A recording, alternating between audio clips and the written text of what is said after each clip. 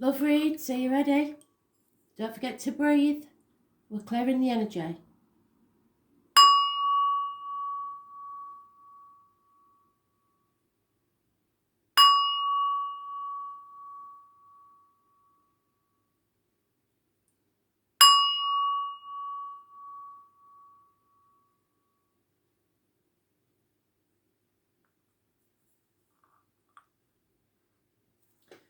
So what do we need to know? Spirit, please. 13th of April 2020. What is it? What advice can you give us for our emotional lives? Love and light, Spirit.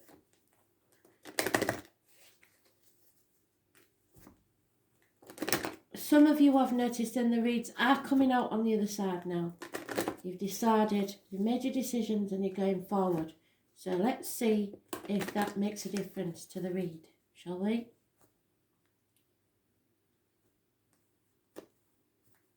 Thank you. So we start with the religious factors again. It is about religion getting in the way, upbringing getting in the way.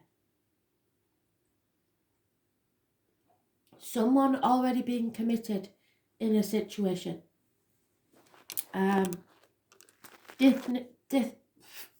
Spit it out. Different ethnicities.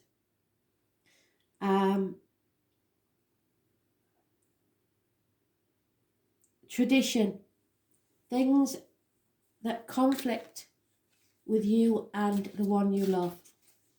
Your love is influenced by the religious upbringing and a spiritual path, which is a shame. You have to forgive yourself and learn from this situation.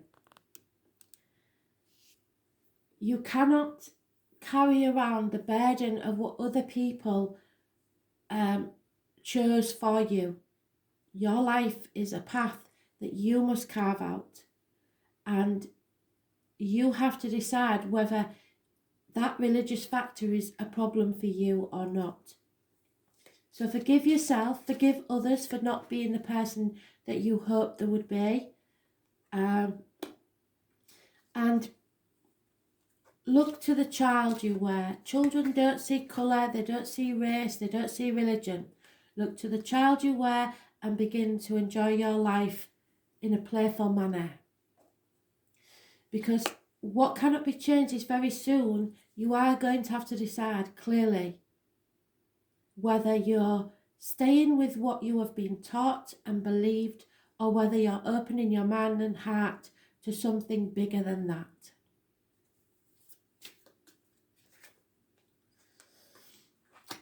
The root of the problems is the conversation. You don't want to have that conversation. There is a conversation that needs to be had and it cannot be avoided. Because in the past, you are partnered or in a situation where there was no love. For some of you, I'm getting arranged marriages. For some of you, I'm getting marriages of convenience. But it was in the past.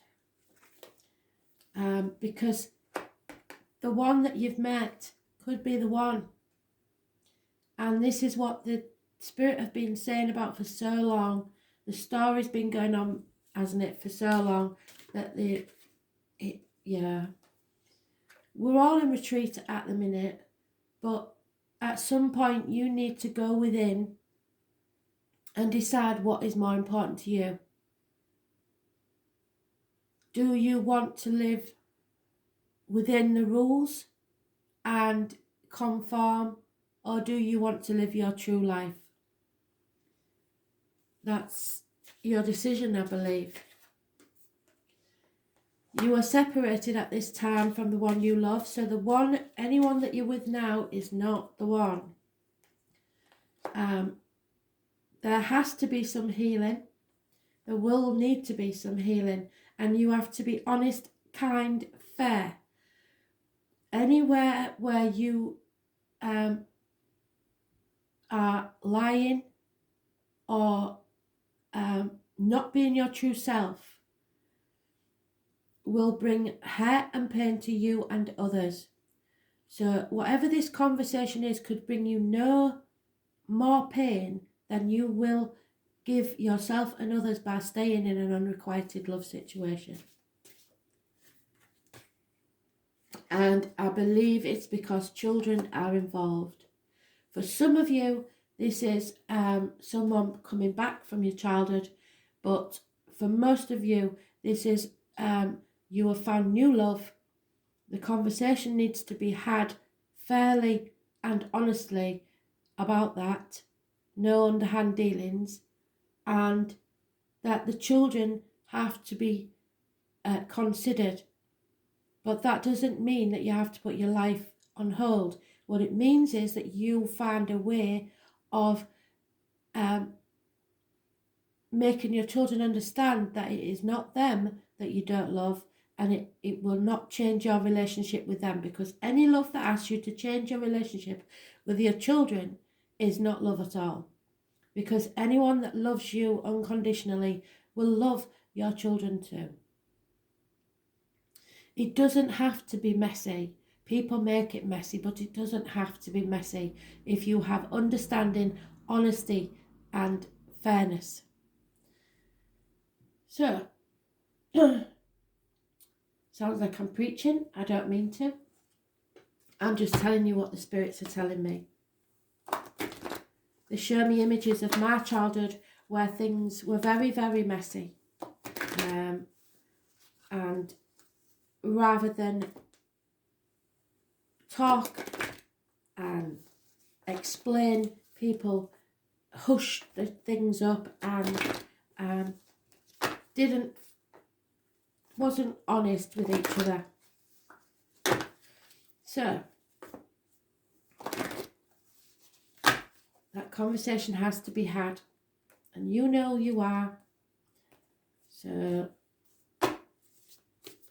for some, I know religion is a massive thing. Yeah. So be kind. Spirit want you to be kind with this discussion. When it finally happens, even if you decide that these religious factors are too much and you can't be with the one you love, you have to be kind. In order to be kind, you have to open your heart to the gentle qualities of caring and compassion. But most of all, be kind to yourself. Have reasonable expectations and give yourself due praise. In order to nurture the gentle qualities of kindness, cherish yourself. When you do something for yourself, you automatically extend the same energy to others. Kindness will melt barriers of ice around people and re-empower those who were afraid, because if you choose to leave a partner behind, they are going to be afraid. They are going to wonder how are they going to cope with the children and learn. You have to be kind enough to say, you will not be alone. I will still be there for you. And if the new partner can't handle that, that's another conversation you've got to have. Because somewhere in this situation, you have made a commitment to someone.